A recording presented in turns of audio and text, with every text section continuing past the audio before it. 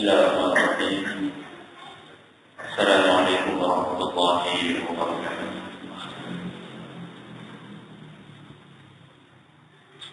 Alhamdulillahirabbil alamin. Wassalatu wassalamu ala nabiyyina Muhammadin wa ala alihi wa sahbihi ajma'in. Amma ba'd. Kita menjadikan syukur kepada Allah Tabaraka wa Ta'ala. Pada pagi hari ini kita kembali diberi kekuatan, kesehatan, hidayah serta taufik dari Allah Jalla wa Ala, sehingga kita bisa kembali menghadiri kajian kita ini.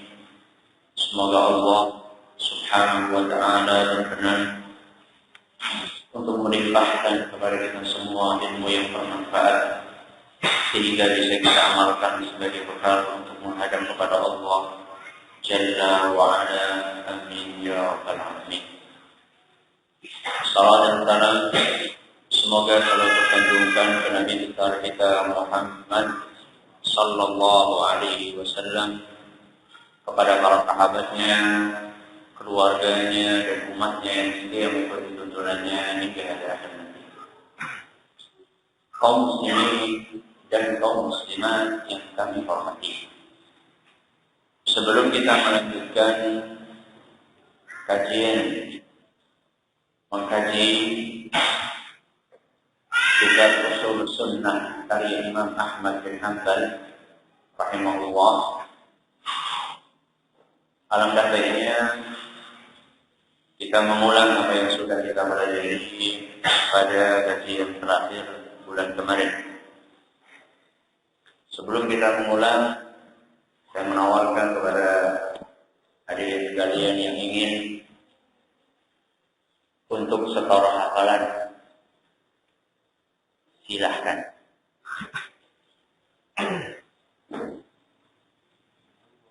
Ya.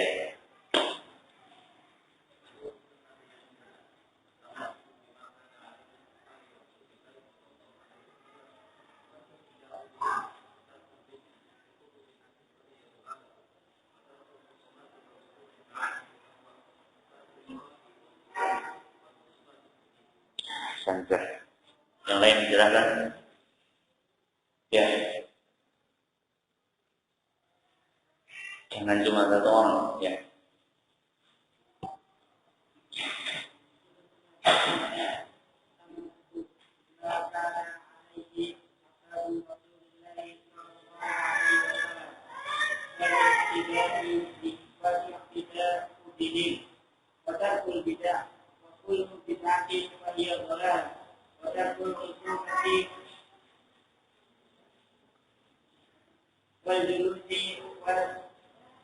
والجلوس مع أصحاب الأهواء وترك القراء والجدال والخصومة في الدين. Bagus. Ya. Ya, silakan.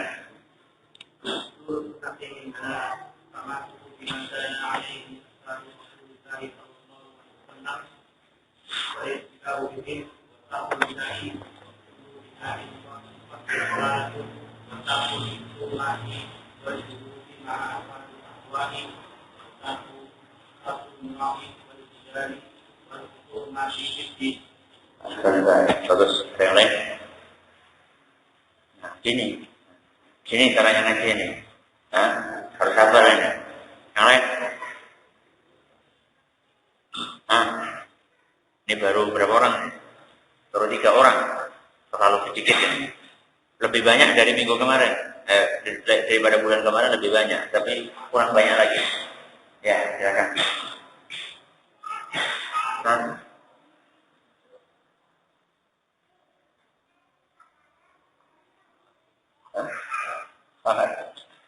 Jawab, ada orang lagi. Ayo.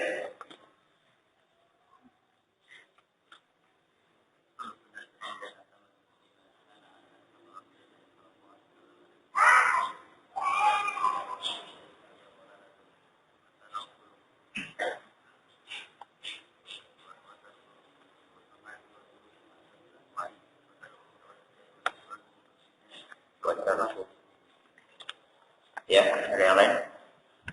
Ya, pas. Cuma 4 orang. Dari berapa orang yang hadir? Hah?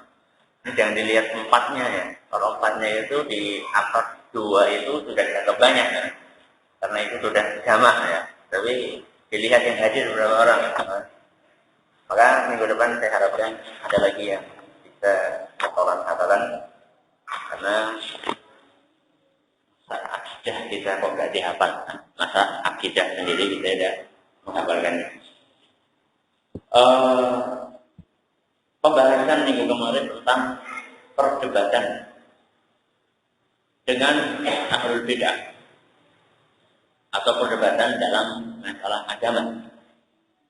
Dan pada pengajian yang telah lalu kita sudah membahas bahwasanya perdebatan itu bisa dibagi menjadi 2. Ada yang terpuji dan ada yang tercela. Saat itu kita menyebutkan norma-norma atau kaidah-kaidah yang dengannya kita bisa memilah dan memilih mana perdebatan yang terpuji dan mana perdebatan yang tercela. Kita telah sebutkan berapa sisi. Kita telah sebutkan berapa sisi untuk membedakan antara perdebatan yang terpuji dengan perdebatan yang tercela. Ya, silakan. Pertanyaan ini membutuhkan jawaban. Berapa sisi? 3 sisi. Yang pertama, niat. Bagus. Yang kedua, yang pertama niat dulu. Yang melandasi perdebatan itu apa? Yang kedua apa? Niat untuk belajar. 3 sisi. Sisi pertama niat. Sisi kedua apa? Hah? Materi perdebatan. Sisi yang ketiga, pelaku perdebatan. Ini jawaban secara global terlebih dahulu. Ini cara belajar seperti ini. Jadi kita jelaskan secara global bagaimana. Bisa ditinjau dari 3 sisi. Yang pertama adalah sisi apa? Niat. Yang kedua adalah sisi materi perdebatan. Yang ketiga adalah sisi pelaku perdebatan tersebut. Nah, ini jawaban secara global. Baru sekarang kita masuk ke jawaban secara terperinci. Dipandang dari niat. Mana niat yang benar dan mana niat yang salah. Ya, contohnya apa? Niat yang benar dan niat yang salah. Niatnya untuk menolak kebenaran. Itu adalah perdebatan yang apa? Yang jelek. Terus yang benar yang bagaimana? Untuk mencari kebenaran, kebalikannya. Nah, untuk mencari kebenaran itu adalah yang terpuji. Ada yang lain? Ini yang tercela. Tujuan debat untuk menampakkan apa? Kepandaian, pamer kecerdasan otak, pamer kepiawaian dalam berdebat. Nah, ini adalah perdebatan yang tercela. Ada yang lain? Apa? Untuk menjatuhkan lawan. Untuk menjatuhkan lawan. Ini kalau lawannya ahlul bidah harus dijatuhkan. Jadi ini masih jawaban yang global. Semata-mata untuk melawan, ya harus dilawan ahlul bidah itu, enggak boleh enggak dilawan. Iya, semata-mata untuk apa? Melawan gimana maksudnya?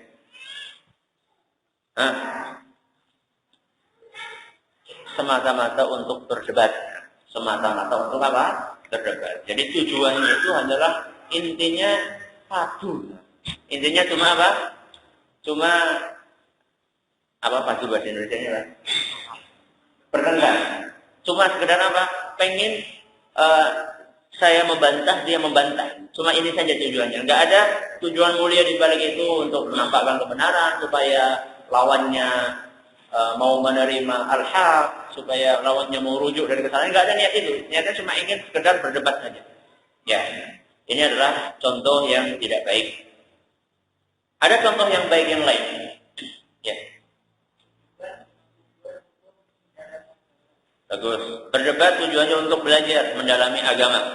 Diskusi lah. Kalau mungkin bahasa kita lebih pasnya itu adalah diskusi dalam masalah agama untuk mencari pendapat mana yang lebih kuat di antara sekian pendapat para ulama. Bagus. Yang kedua, sisi yang kedua dilihat dari materi perdebatan.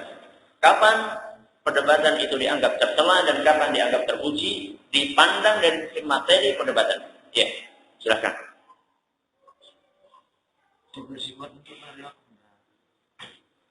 Ini pelaku. Ini yang ketiga nanti. Yang kedua, dari sisi materinya. Fikih.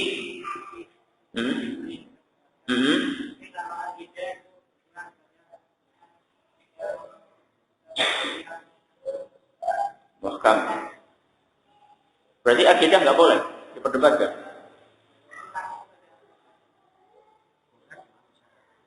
Boleh dengan syarat apa? Bagus. Jadi fikih jelas boleh kita berdebat di dalamnya.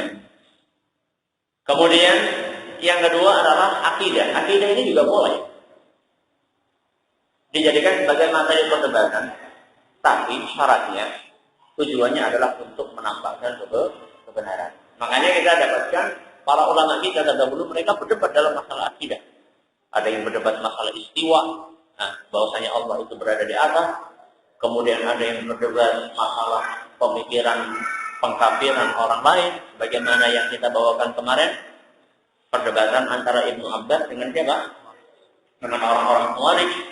Dan sekian banyak perdebatan dalam materi akidah yang lainnya. Ya, yang lainnya? Jawaban yang lain?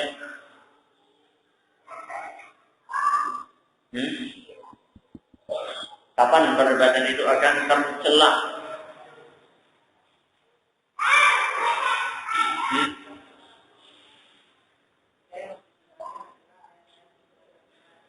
Ya, kalau yang diperdebatkan adalah ayat-ayat yang apa? Mutasyabihat. Ini termasuk yang tercela. Kemudian sisi yang ketiga adalah pelaku perdebatan. Pelaku perdebatan. Kapan perdebatan dianggap tercela, kapan terpuji, dilihat dari sisi pelakunya. Silakan. Pelakunya orang yang berilmu. Itu terpuji atau tercela? Terpuji atau tercela? Kalau pelakunya orang yang berilmu, perdebatannya terpuji atau tercela? Terpuji. Berarti kalau orang yang tidak berilmu menjadi apa? Tercela. Ya, bagus. Jawaban yang lain? Masa yang ngaji cuma 2 orang kemarin? Hah? Yang ngaji kemarin banyak apa cuma 2 orang ya? Apa? Tujuannya apa? Menghina. Maksudnya gimana nih? Merendahkan. Ya, nggak apa-apa meskipun kemarin nggak ada sebutkan. Ada yang lain? Ya. Diprediksi dapat apa? Menunjukkan kebenaran. Atau diprediksi si pelakunya itu memang mau menerima apa? Kebenaran. Yang lain? Ada lagi yang lain yang saya sampaikan kemarin? Saya kira cuma saya sampaikan 2 ya. Dan juga kita kemarin menyampaikan sedikit tentang beberapa adab berdebat. Nah, diantaranya tidak boleh terbawa apa?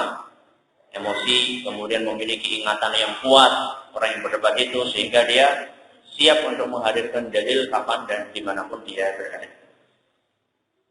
Adapun pengajian kita pada kesempatan kali ini adalah melanjutkan apa yang disampaikan oleh Imam Ahmad rahimahullahu ta'ala di dalam kitabnya Ushul Sunnah. Dan insyaAllah kita akan membahas paragraf yang nomor 7, kemudian paragraf yang nomor 8, dan paragraf yang nomor 9. Sudah pada ketemu? Kok nggak bawa buku ini gimana? Ngaji kok nggak bawa buku ini gimana? Nomor 7, nomor 8, dan nomor 9. Silakan.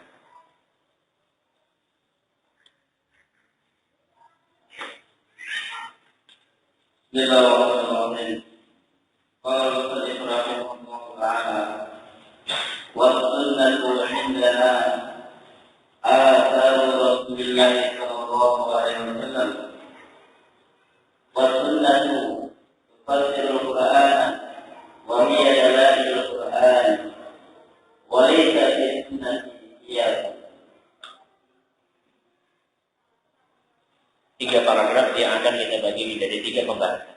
Yang pertama, was-sunnatu 'indana atharu Rasulillah sallallahu alaihi wasallam.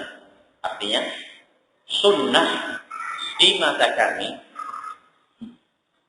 adalah hadis-hadis Rasulullah sallallahu alaihi wasallam. Sunnah di mata kami, yaitu Ahlus Sunnah wal Jamaah, adalah hadis-hadis Rasulullah sallallahu alaihi wasallam. Apa maksud perkataan Imam Ahmad di sini? Maksud perkataan Imam Ahmad di sini, sebagaimana dijelaskan oleh Syekh Ibrahim Ar-Ruhaili, maksudnya adalah sunnah menurut kami itu dibangun di atas dalil dari Al-Quran dan hadis Nabi Sallallahu Alaihi Wasallam. Sunnah di mata kami, di mata Ahlus Sunnah, itu dibangun di atas dalil dari Al-Quran dan hadis Rasul Sallallahu Alaihi Wasallam. Dan ini adalah merupakan suatu hal yang absolut. Banyak orang yang ngaku Quran hadis, tapi kalau sudah masuk ke dalam praktek keseharian, mereka banyak apa? Menyelisih Quran dan hadis. Hampir semua sekte, semua kelompok mengaku berpegang kepada apa? Quran dan hadis. Tapi begitu masuk dalam masalah ibadah ditanya, jadi lenti. Apa jawabnya? Hah? Apa jawabnya? Ya, Mbah Kakung dan Mbah Putri seperti ini. Nah, jadi kalau sudah masalah ibadah nanti kembalinya kepada Mbah Kakung dan Mbah Putri. Loh, mana buktinya Anda itu berpegang dengan Quran dan hadis? Kita kan tinggalnya di Indonesia, jadi kita itu butuh Islam yang sesuai dengan kebiasaan Nusantara. Jadi ada Islam Nusantara. Ini yang berusaha diusung oleh orang-orang Cina, menusantarakan Islam. Dan itu kalau pindah ke barat, membaratkan apa? Islam. Pindah ke Timur Tengah, mentimur tengahkan Islam. Jadi seakan-akan Islam yang Quran dan hadis itu adalah Islam Timur Tengah. Terus yang Islam di sini tuh gak pas itu dipraktekkan di sini, Islam Timur Tengah. Subhanallah. Apa Nabi pernah membagi Islam Timur Tengah dengan Islam apa? Indonesia. Jadi itulah yang katanya diusung oleh Nur Khalid Masjid dan teman-temannya. Bagaimana membumikan Islam yang sesuai dengan corak tanah air Indonesia. Ini gak benar. Islam ya Quran sama apa? Hadis. Dimanapun berada, di Indonesia, di Saudi, di Yaman, atau di Amerika, atau di Inggris, ya kita pakai Quran dan apa? Hadis. Itu suatu hal yang mutlak. Dan Quran dan hadis itu adalah merupakan suatu kesatuan yang tidak boleh dipisah-pisah. Tidak boleh seorang itu hanya pakai Quran saja atau hanya pakai hadis saja. Dan itu merupakan keyakinan Ahlus Sunnah wal Jamaah yang dibangun di atas Al-Quran, ayat Al-Quran dan Sunnah Rasul Sallallahu Alaihi Wasallam. Banyak sekali ayat yang memerintahkan kita untuk berpegang dengan Quran dan hadis. Di antaranya adalah firman Allah dalam surat An-Nisa ayat 59. Surat An-Nisa ayat 59. Kata Allah Subhanahu wa taala, "Ya ayyuhalladzina amanu athi'ullaha wa athi'ur rasulah." Wahai orang-orang yang beriman, taatilah Allah dan taatilah apa? Rasul. Taati Allah maksudnya adalah berpegang dengan Al-Quran. Taati Rasul maksudnya adalah berpegang dengan apa? Hadis Nabi Sallallahu Alaihi Wasallam. Adapun dalil dari sunnah Nabi Sallallahu Alaihi Wasallam yang menunjukkan bahwasanya kita harus berpegang dengan Quran dan hadis. Tidak boleh dibeda-bedakan antara keduanya. Di antaranya adalah sabda beliau yang diriwayatkan oleh Imam Ahmad. Sabda beliau yang diriwayatkan oleh Imam Ahmad dan dinyatakan sahih oleh Al-Hakim dan Al-Albani. Kata Nabi Sallallahu Alaihi Wasallam, "Ala inni utitul Qur'ana wa mithlahu ma'ahu. Ketahuilah, kata Nabi, sesungguhnya saya dikaruniai Al-Quran dan yang semisal dengan Al-Quran bersamanya. Yaitu apa? Yang semisal apa? Hadis Nabi Sallallahu Alaihi Wasallam. Dan masih banyak ayat ataupun hadis Nabi SAW yang menjelaskan bahwasannya Al-Quran dan hadis Nabi suatu kesatuan yang tidak boleh dipisah-pisah. Maka kalau misalnya ada kalangan yang berusaha untuk mencukupkan diri dengan Al-Quran saja atau mencukupkan diri dengan sunnah saja tanpa Al-Quran, maka ini harus ditolak mentah-mentah. Kalau ada orang yang berpikiran dengan pemikiran seperti ini, karena sekarang ada, dan saking jahilnya banyak orang, seakan-akan itu suatu hal yang baik. Mereka yang hanya sekedar berdalil dengan Al-Quran dan enggan memakai sunnah Rasul, mereka menamakan dirinya dengan Al-Quraniyun. Dengan apa? Al-Quraniyun. Apa ya? Mungkin kalau tidak itu para pembela Al-Quran. Itu kan namanya kan indah sekali ya. Para pembela apa? Padahal sebenarnya intinya adalah ingkaru sunnah. Cuma mereka nggak mau menamakan dirinya apa? Ingkaru sunnah. Kalau menamakan dirinya ingkaru sunnah ya nggak laku nanti. Makanya mereka menamakan dirinya pembela Al-Quran. Padahal sebenarnya mereka telah mengkhianati Al-Quran. Dan itu keyakinan seperti itu sudah diisyaratkan oleh Nabi kita Sallallahu Alaihi Wasallam sejak 14 abad yang lalu. Maksudnya adalah ada orang yang merasa cukup dengan Al-Quran tanpa sunnah Nabi. Itu sudah disindir oleh Nabi sejak 14 abad yang lalu. Sebagaimana diriwayatkan oleh Imam Abu Dawud dan dinyatakan hasan oleh Imam At-Tirmidzi. Kata beliau Sallallahu Alaihi Wasallam, "La'ulfiyanna ahadakum muttaki'an 'ala arikatihi." Aku akan mendapatkan salah seorang di antara kalian bersandar di atas lambungnya. Apa tuh? Orang berbaring kayak gini. Berbaring di atas apa lambung. Jadi berbaring kayak gini. Di atas lantai.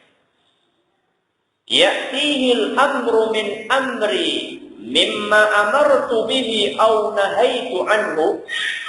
Dalam keadaan dia sedang berbaring seperti itu, datang perintah dariku, dari Nabi SAW, atau ada larangan yang bersumber dariku dari Nabi SAW, datang kepada orang tersebut dalam keadaan dia sedang berbaring, fayaqulu, kemudian dia berkata, la nadri ma wajadna fi kitabillah taba'nahu. Jawabannya apa ketika datang perintah dari Rasul atau larangan? Dia menjawab, saya tidak tahu. Apa yang ada dalam Al-Quran, itulah yang kami ikuti. Apa yang ada dalam Al-Quran, itulah yang kami apa? Ikuti. Berarti mereka itu kan bukan ada dalam apa? Al-Quran. Yang kami ikuti itu apa yang ada dalam Al-Quran. Inilah sejatinya pemikiran orang-orang ingkaru sunnah. Mereka mengatakan, tidak ada itu dalilnya dalam Al-Quran. Sedangkan Quran itu sudah mencakup seluruh apa? Seluruh agama. Ma farratna fil kitab min syai'. Berdalil dengan Al-Quran lagi. Menolak sunnah dengan dalil apa? Al-Quran. Ma farratna fil kitab min syai'. Kami tidak meninggalkan sesuatu apapun dari Al-Quran. Semuanya ada dalam Al-Quran. Ini orang yang memahami Al-Quran dengan kepalanya sendiri, dengan otaknya sendiri. Dan orang yang seperti itu sudah dibantah oleh para sahabat Nabi SAW. Pada zaman sahabat Nabi, sebagaimana disebutkan oleh Imam Al-Baihaqi dalam Sunan Al-Kubra, kata Abu Nadrah, "Kunna 'inda Imran ibn al-Husayn, inda Imran ibn Husayn, wa kunna natadhakaru al-'ilma." Kata Abu Nadrah, pada suatu hari kami sedang bersama dengan seorang sahabat Nabi yang bernama Imran bin Husain. Dan saat itu kami sedang belajar, sedang ngaji, natadzakarul ilma, sedang mudzakarah ilmu. Faqala rajulun, tiba-tiba ada salah seorang yang hadir itu bicara. La tatahaddatsu illa bima fil Qur'an. Wahai para jamaah sekalian, jangan memperbincangkan sesuatu kecuali yang ada dalam Al-Quran. Jangan memperbincangkan sesuatu kecuali yang ada dalam apa? Kelihatannya bagus gak nih nasihatnya? Hah? Jadi kalau nggak ada ayatnya dalam Al-Quran, nggak usah diperbincangkan. Kita tuh membincangkan apa yang ada dalam Al-Quran. Dan ini bagus sekali ya. Apa jawaban Imran bin Husain? Faqala lahu Imran. Saat itu Imran langsung berkata, Innaka la ahmaq. Innaka la ahmaq. Kamu itu, ahmaq itu apa ya? Dungu. Tahu dungu? Apa dungu? Kamu itu bodoh. Ini kadang-kadang memang butuh apa? Sikap keras nih kadang-kadang ya. Tapi memang kadang-kadang butuh sikap keras. Kadang-kadang orang itu disikapi lembut, orang paham-paham. Kadang-kadang kalau, ya mungkin kalau kita itu kayak sosok gitu, itu baru ajar, oh iya ya, itu bodoh. Kalau misalnya dengan kata-kata yang lembut, kamu tuh kurang tahu, kamu tuh kurang paham. Nggak paham-paham, bahwasanya dia itu nggak paham. Jadi terkadang itu butuh, kan? Sesuatu yang keras, itu kadang-kadang butuh. Ya kayak dokter itu terkadang dia melakukan sesuatu yang dianggap kejam. Apa contohnya? Amputasi. Apa? Amputasi. Amputasi kan kejam kan? Memotong kaki atau memotong apa? Tangan. Tapi kalau dibiarkan, nanti yang dipotong semuanya tubuhnya, karena nanti akan apa? Akan merembet. Racunnya atau penyakitnya akan merembet ke tubuhnya. Maka terpaksa harus dia apa? Dipotong. Ini sikap kejam, keras, tapi harus. Nah, terkadang kita sama orang itu memang kadang-kadang butuh sikap apa? Tegas, sikap keras. Karena orang itu tidak mempan kalau disikapi dengan sikap yang apa? Lembut. Tapi hukum asalnya tetap harus pakai sikap yang apa? Lembut. Jadi nggak bisa nanti misalnya antum ngisi pengajian ada orang yang tanya, Ustaz, saya nggak paham itu, kamu itu bodoh. Itu bukan seperti itu maksudnya. Maksudnya adalah ini Imran bin Husain ini sedang bicara dengan orang yang memang betul-betul bodoh. Dan dia itu mungkin berdasarkan kisah itu mungkin dia ini orang yang memang suka apa ya? Suka usil mungkin ya. Maka butuh dikasih vitamin. Nah, butuh dikasih vitamin supaya dia sadar. Innaka la ahmaq. Kamu itu bodoh. Awajadta fil Qur'ani Sallu dhuhra arba'a raka'atin. Apa kamu menemukan dalam Al-Quran perintah yang isinya sholatlah zuhur 4 rakaat? Apakah kamu menemukan dalam Al-Quran perintah ayat yang isinya sholatlah zuhur 4 rakaat? Ada nggak? Ada nggak? Ada nggak? Coba kita buka dari Al-Quran dari A sampai Z. Dari surat Al-Fatihah sampai surat An-Nas, coba cari. Ada nggak ayat yang jelas-jelas mengatakan sholatlah zuhur 4 rakaat? Ada nggak? Ada nggak? Nggak tahu, Ustaz, saya nggak pernah baca Al-Quran sama maknanya, Ustaz. Cuma baca-bacanya. Saya katakan tidak ada. Sampai pun mata kita jatuh, kita buka-buka itu nggak akan ketemu, nggak mungkin ketemu. Tidak ada dalam Al-Quran. Wal asra arba'an la tajhar bil qira'ati bi syai'in minha. Dan apakah engkau dapatkan dalam Al-Quran ayat yang isinya sholatlah asar 4 rakaat dan bacaan dengan sir, dengan suara yang apa? Pelan. Ada enggak? Tidak ada. Jadi kita baca Al-Quran dari depan sampai belakang, kita nggak akan temukan aturan yang berbunyi sholatlah zuhur dan asar dengan suara yang pelan. Nggak ada dalam Al-Quran.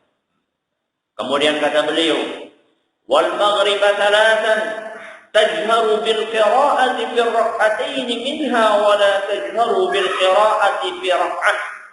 Dan apakah engkau dapatkan dalam Al-Quran ayat yang isinya salatlah maghrib 3 rakaat. Rakaat pertama dan kedua bacalah dengan suara yang keras, dan rakaat ketiga bacalah dengan suara yang apa? Pelan. Tanya lagi sama Ibrahim berkata. Kemudian dia berkata lagi, wal isya'a 4 raka'atin tajharu bil qira'ati fi rak'atain minha wa la tajharu bil qira'ati fi rak'atain. Dan apakah engkau dapatkan di dalam Al-Quran ayat yang isinya sholatlah isya 4 rakaat, 2 rakaat keras, 2 rakaat lirik. Wal fajr rak'ataini tajharu fihima bil qira'ah. Dan apakah engkau dapatkan ayat yang intinya sholatlah subuh 2 rakaat dengan suara yang keras? Jawabannya ada enggak? Berarti kalau misalnya engkau itu mengajak kita untuk berbicara tidak berbicara kecuali sesuatu yang ada dalam Al-Quran, maka kita enggak boleh bicara masalah sholat dan tata caranya. Karena itu enggak ada dalam Al-Quran. Terus apa yang akan kita bahas? Jadi, dan ini selalu diwariskan. Keyakinan apa? Keyakinan bahwasannya kita cukup dengan Al-Quran itu amat disayangkan, itu selalu diwariskan kepada generasi berikutnya. Dan para ulama kita tidak tinggal diam. Sekali Imam Syafi'i rahimahullah pada zamannya menghabisi dalam kitabnya Ar-Risalah dan Jima'ul Ilm, beliau menghabisi orang-orang yang berpendapat atau berkeyakinan dengan keyakinan seperti itu. Di zaman kita ini ada nggak yang seperti itu? Hah? Banyak. Apa contohnya? Banyak itu contohnya apa? Satu. Apa contohnya? Mungkin mereka tidak akan mengatakan kita cukup dengan Al-Quran. Nggak akan secara redaksi ngomong seperti itu. Karena mereka tahu nanti bisa dikepruki orang akeh. Tapi mereka dengan bahasa yang lembut. Kata Agus Mustafa di dalam bukunya, tak ada kubur dalam tandanya. Buku bestseller. Buku apa? Bestseller. Kayak gini kok jadi bestseller. Masya Allah. Sudah cetakan yang keberapa nih? Saya nggak tahu. Sudah berkali-kali dicetaknya jelas. Dia berkata dalam halaman 213 sampai 214 ketika bicara tentang Quran dan hadis. Kata dia, acuannya gampang. Cocokkan saja dengan Al-Quran. Maksudnya cocokkan hadis dengan apa? Al-Quran. Kalau ada hadis tidak sesuai dengan Al-Quran, kalau ada hadis tidak sesuai dengan Al-Quran, maka bukan Qurannya yang disalahkan, melainkan hadisnya yang harus disisihkan. Melainkan hadisnya yang harus disisihkan. Ini orang awam yang nggak belajar agama. Jadi dia akan, Masya Allah ya. Iya ya, kita itu harus apa-apa Al-Quran. Kalau ada hadisnya nggak cocok sama Al-Quran, dibuang hadisnya. Bukan ayatnya yang dibuang, tapi hadisnya yang dibuang. Ini, pemikiran ini intinya sama dengan pemikiran tadi yang dikatakan oleh Imran bin Husain apa? Ahmad. Bodoh. Gimana bantahnya? Nah, silakan. Saya ajak antum untuk berpikir, gimana membantah pemikiran dari itu? Yang sebenarnya intinya sama, ingkar sunnah. Silakan. Oke.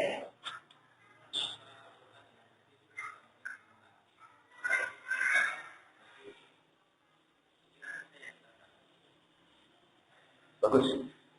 Antara hadis dan Quran tidak mungkin bertentangan, tapi kurang cermat. Kurang cermat. Siapa yang bisa mencermati dan bisa merambah? Antara Quran dan hadis tidak mungkin ada pertentangan. Bagus, benar. Siapa yang mau memolek jawaban ini supaya lebih benar lagi? Jawaban yang ini tadi disampaikan dipolek, bukan jawaban yang baru.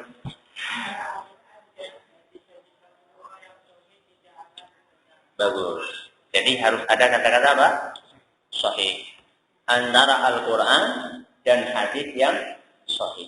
Karena kalau misalnya hadisnya palsu, itu jelas bertentangan dengan apa? Al-Quran. Contohnya apa? Ada hadis palsu yang bunyinya idza a'yakumul umuru fa'alaikum bi ashabil kuburi. Kalau kalian sudah kepepet, mintalah kepada orang-orang yang di kuburan. Ini bertentangan dengan Al-Quran enggak? Hah? Ya jelas bertentangan dengan Al-Quran. Lalu Allah Subhanahu wa taala berfirman, "Ud'uni astajib lakum." Enggak pernah Allah itu berfirman, "Ud'u ashabal kubur." Enggak pernah ada. Ini berarti hadis. Tapi hadis yang apa? Palsu, makanya bertentangan dengan apa? Al-Quran. Tapi kalau hadis sahih itu tidak mungkin bertentangan. Ini jawaban yang pertama. Jawaban yang kedua.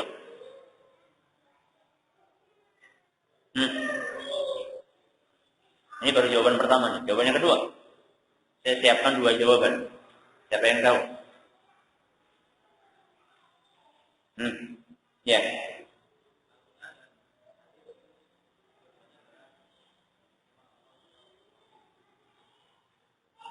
Terus? Kalau dua-duanya wahyu, kenapa? Ada jawaban lain yang lebih telak? Kalau Al-Quran tidak masuk dalam akal, apanya yang harus dibuang? Apa ada Al-Quran yang tidak sesuai dengan akal? Kalau jawabannya, kalau ada Al-Quran yang tidak sesuai dengan akal, yang ditolak itu akalnya. Apa ada Al-Quran yang bertentangan dengan akal? Yang tidak masuk akal apa ada? Ya, jawaban yang lain. Hadis adalah penafsir Al-Quran. Ada yang lain? Ya.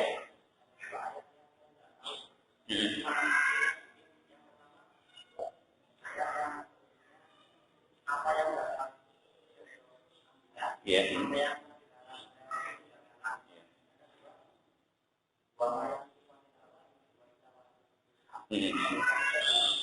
Bagus. Ada jawaban yang lain?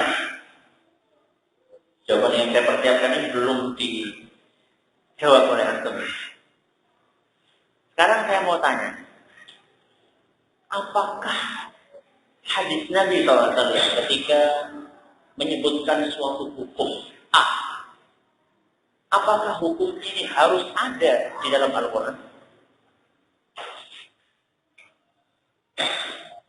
Ya, kalau hadis Nabi menyebutkan suatu hukum A, apakah hukum ini harus supaya kita terima itu harus sudah disebutkan dalam Al-Quran? Apa boleh Nabi SAW menyampaikan hukum yang tidak ada dalam Al-Quran? Boleh? Boleh ya? Boleh. Betul. Jadi, bukan merupakan syarat supaya hadis diterima. Hukum yang disebut oleh hadis itu harus ada dalam Al-Quran, bukan merupakan syarat. Bisa jadi Nabi SAW menyebutkan suatu hukum yang tidak disebutkan dalam Al-Quran. Bukan bertentangan dengan Al-Quran, tapi memang dalam Al-Quran tidak disebutkan. Kata Imam Ibn Qayyim dalam kitabnya Ihlam al-Muwaqqi'in, Quran dan hadis, hubungan antara keduanya bisa dibagi menjadi 3. Bisa dibagi menjadi apa? 3. Antara Quran dengan hadis. Hubungan antara Quran dan hadis. Yang pertama, bisa jadi hadis Nabi SAW menyebutkan hukum yang sama persis dengan hukum yang disebutkan oleh Al-Quran.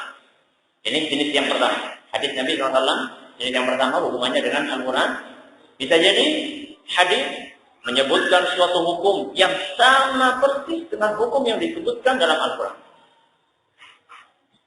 Contohnya apa? Dalam Al-Quran disebutkan puasa itu wajib.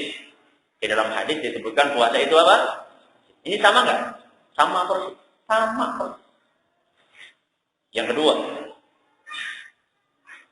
bisa jadi hadis menyebutkan sesuatu yang menafsirkan apa yang ada dalam Al-Quran. Hadis menyebutkan sesuatu yang menafsirkan serta menjelaskan apa yang ada dalam Al-Quran. Contohnya apa? Wah, banyak sekali contohnya.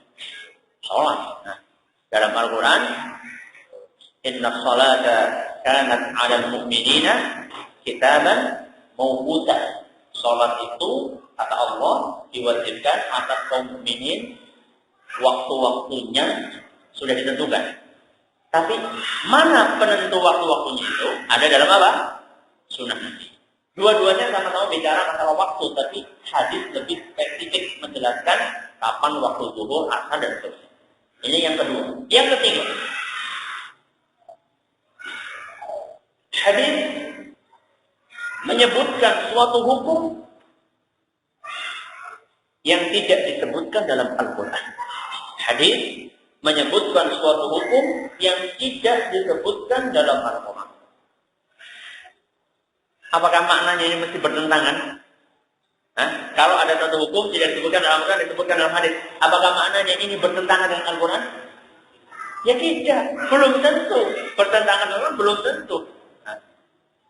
Dan kata Ibnu Qayyim, hadis itu tidak akan lepas dari tiga ini. Ini berdasarkan apa? Penelitian yang komprehensif dari sekian juta hadis, nggak akan keluar jenisnya dari tiga ini. Kalau nggak yang pertama, yang kedua, kalau yang kedua, yang ketiga. Nah, yang jenis ketiga ini, kata beliau Ibnu Qayyim, la tahillu ma'siyatuhu, tidak boleh ditentang sama sekali. Yang ketiga ini, walaupun Nabi menyebutkan suatu hukum yang tidak disebutkan dalam Al-Quran, ini tidak boleh ditentang sama sekali. Kata beliau, walaysa hadza taqdiman laha ala kitabillah. Dan ini bukan berarti kita mengedepankan Al-Quran, mengedepankan hadis di atas apa? Al-Quran. Bukan berarti seperti itu. Ketika kita menerima suatu hukum yang disebutkan oleh Nabi dan itu belum disebutkan dalam Al-Quran, itu bukan berarti kita itu mengedepankan hadis atas apa? Al-Quran. Bukan. Kata beliau, balimtitalun lima amarallahu bihi min ta'ati rasulihi. Justru itu adalah bentuk ketaatan kita kepada Allah yang memerintahkan kita supaya taat sama siapa? Rasulullah Sallallahu Alaihi Wasallam. Jadi kita bukan sedang mengedepankan hadis atas Al-Quran, tapi kita sedang taat sama Allah yang memerintahkan kita supaya taat sama siapa? Rasulullah SAW. Dalam Al-Quran jelas sekali, man yuti'ir rasulah faqad ata Allah. Barang siapa yang taat kepada Rasul berarti dia telah siapa? Ini sudah habis ini. Kalau kita bawakan ayat ini, mereka langsung apa? Langsung KO. Kena out mereka langsung. Karena kita ketika mengamalkan hukum ini, dan itu belum disebutkan dalam Al-Quran, karena kita memang mentaati Allah yang memerintahkan kita supaya taat sama siapa? Rasulullah Sallallahu Alaihi Wasallam. Paham ini ya? Kemudian paragraf yang ke-8. Paragraf yang ke-8. Sudah ketemu? Was-sunnatu tufassirul Qur'ana wa hiya dalailul Qur'an. Dan sunnah menafsirkan Al-Quran, dan ia menunjukkan makna-makna yang ada dalam Al-Quran. Dan sunnah menafsirkan Al-Quran, dan ia menunjukkan makna-makna yang ada dalam Al-Quran. Ini sudah kita jelaskan tadi ya. Ini sudah kita jelaskan tadi bahwasanya salah satu fungsi atau tugas dari hadis adalah untuk menafsirkan apa? Al-Quran. Ini sudah kita sebutkan. Apa dalilnya?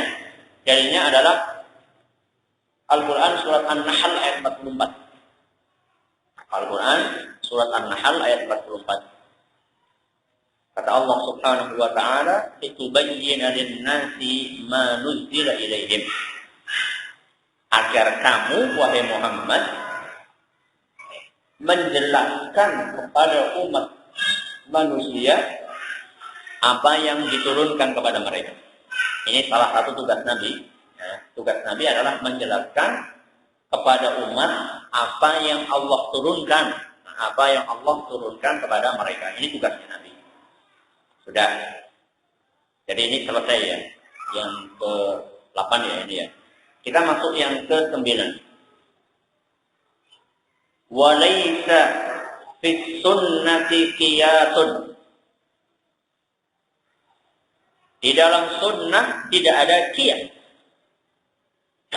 Di dalam sunnah tidak ada apa? Qiyas.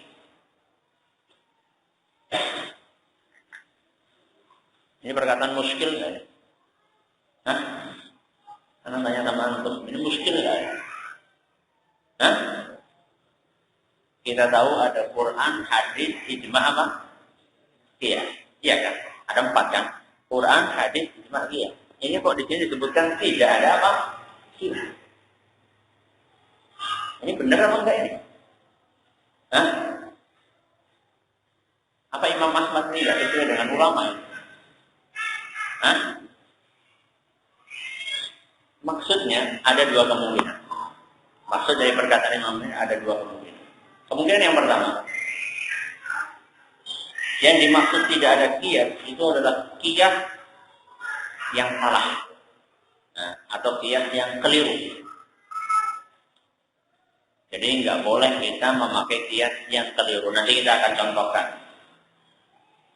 Ini kemungkinan yang pertama. Nanti kemungkinan kedua kita undur pada akhir pengajian. Ini kemungkinan yang pertama sebagaimana dijelaskan oleh Syekh Ibrahim Ar-Rafi'i. Mayoritas ulama itu mengakui qiyas sebagai salah satu landasan hukum syar'i. Ini mayoritas ulama.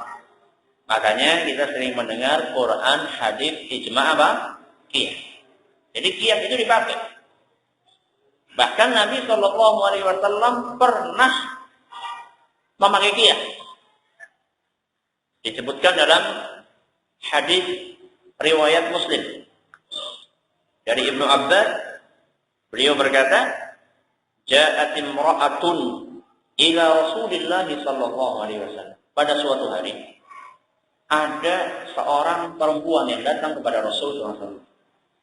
Faqalat, perempuan itu berkata, "Ya Rasulullah, inna ummi matat wa 'alaiha shawmu nadrin. Apa asumu anha?" Wahai Rasul, ibu saya ini meninggal. Ketika meninggal itu dia masih punya utang puasa nazar. Jadi ketika meninggal dia masih punya apa? Utang puasa nazar. Apakah saya berkewajiban untuk berpuasa? Membayar apa? Membayar puasa nazar ibu saya. Ini pertanyaannya seorang wanita kepada siapa? Kepada Rasulullah SAW. Ketika ibu saya meninggal, dia masih punya hutang puasa. Dia pernah bernazar dalam hidupnya untuk berpuasa. Belum sempat dia memenuhi nazarnya, dia sudah apa? Meninggal. Apa jawaban Nabi SAW? Nabi menjawab dengan qiyas. Nabi menjawab dengan apa? Qiyas. Ara'aiti law kana ala ummiki daynun faqadaytihi akana yu'addi dzalika anha. Wahai anak, wahai perempuan, andaikan ketika meninggal ibu kamu itu punya utang. Punya apa? Utang. Kemudian engkau bayar utang itu, apakah sah? Boleh atau enggak? Boleh apa enggak? Boleh. Kata wanita itu, "Na'am, iya wahai Rasul. Kalau misalnya ibu saya meninggal, dia punya kewajiban utang, kemudian utang itu saya bayar, maka sudah sah. Sudah mewakili apa? Mewakili utang ibu saya." Kata Nabi SAW, "Fasumi an ummiki." Maka berpuasalah kamu sebagai niat dengan niat untuk membayar apa? Puasa nazarnya siapa? Ibu. Jadi Nabi di sini memakai qiyas. Jadi dikiaskan puasa itu dengan apa? Dengan hutang. Puasa nazar yang belum sempat dilakukan itu juga utang, tapi utang apa? Utang puasa, utang maknawi, bukan utang materi. Kalau utang duit itu utang apa? Materi. Dua-duanya sama-sama utang dan dua-duanya sama-sama harus diapa? Harus dibayar. Makanya oleh Nabi SAW diperintahkan, diajak si wanita itu untuk berpikir, dikiaskan, dianalogikan dengan hutang. Jadi Nabi pernah pakai kias, makanya kias itu tidak boleh dihindari. Karena Nabi pernah apa? Pernah apa? Contoh yang lain. Dalam hadis riwayat Bukhari. Kata Abu Hurairah, "Anna rajulan atan Nabiyya sallallahu alaihi wasallam faqala." Ada salah seorang laki-laki datang kepada Rasul dan berkata, "Ya Rasulullah, wulida li ghulamun aswad." Wahai Rasul, saya itu baru dapat anak, tapi anak saya hitam. Loh, apa masalahnya? Apa masalahnya? Saya putih, istri saya apa? Putih. Enggak, kalau hitam enggak ada masalah. Jadi dia datang sama Rasulullah SAW, ngadu sama Rasul. Wahai Rasul, saya baru dapat anak, tapi anak saya kulitnya hitam. Loh, apa salahnya? Wong itu sudah dari Allah. Masalahnya adalah karena saya sama istri saya putih. Kok bisa saya dapat anak apa? Hitam. Ini kalau sudah seperti ini bisa jadi setan masuk. Wah, ini jangan-jangan. Kan bisa aja kan setan masuk kan? Wah, ini mungkin ada seorang yang menggauli istri saya dan kebetulan orang itu orang apa? Hitam. Akhirnya keluar bayinya apa? Hitam. Apa jawaban Rasul SAW? Rasul SAW mengajak orang tadi untuk berpikir dengan sesuatu yang ada di sekeliling dia. Ini yang datang orang Arab Badui. Orang Arab itu punya ternak biasanya kalau nggak onta ya kambing. Kata Nabi SAW, "Hal laka min ibil?" Apakah kamu punya onta? Qala na'am. Iya wahai Rasul, saya punya onta. Ma alwanuha? Apa warna ontamu? Qala humrun. Warnanya merah wahai Rasul. Qala hal fiha min awraq? Apakah ada di antara onta kamu yang warnanya itu abu-abu?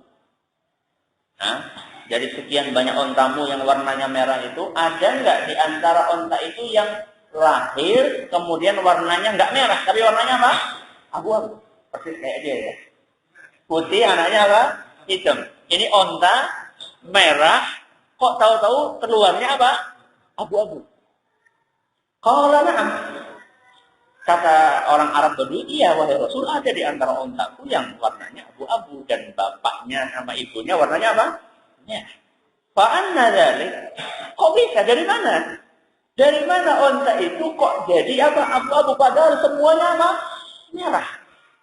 Mungkin nggak merah sama abu-abu, masuk nggak?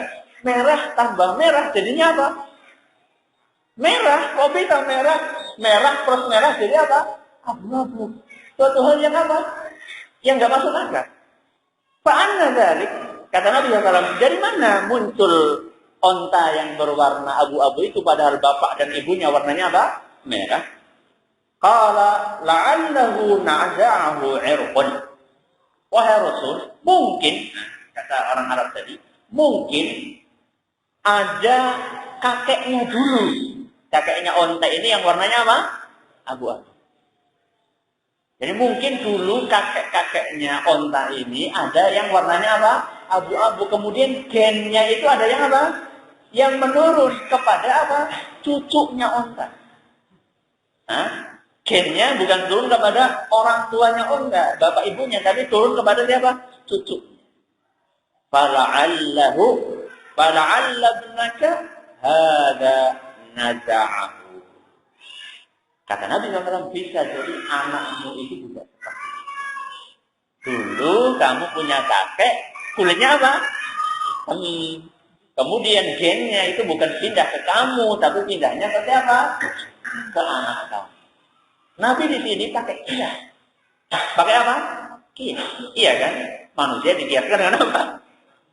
Dengan onta. Bukan berarti manusia kayak onta. Enggak. Cuman sama-sama makhluk hidup yang ada kemungkinan terjadi perpindahan gen melewati generasi. Nah, jadi Nabi pakai kias. Nabi pakai apa? Kias. Dan nggak mungkin kalau ditafsirkan kias terlarang itu mutlak nggak boleh. Perkataan Imam Ahmad nggak mungkin ditafsirkan seperti itu. Nggak boleh ada kias sama sekali. Kenapa? Karena Nabi pakai apa? Kias. Terus kias yang bagaimana yang nggak boleh? Nah, kias yang nggak boleh saya akan bawakan 3 contohnya. Ini yang dimaksud insya Allah oleh Imam Ahmad. Maksudnya nggak ada kias dalam sunnah, itu kias yang terlarang. 1. Kias Allah dengan makhluk. Kias apa? Allah dengan makhluk. Mengkiaskan Allah dengan apa? Makhluk. Apa ada orang yang mengkiaskan Allah dengan makhluk? Hah? Ada? Ada enggak? Hah? Ada enggak? Ada. Apa contohnya? Tangan Allah dengan tangan makhluk. Apa ada orang yang berani mengatakan tangannya Allah itu kayak tangannya makhluk? Hah? Ada orang yang terang-terangan mengatakan tangan Allah kayak tangan makhluk? Ada? Hah? Ada? Masa?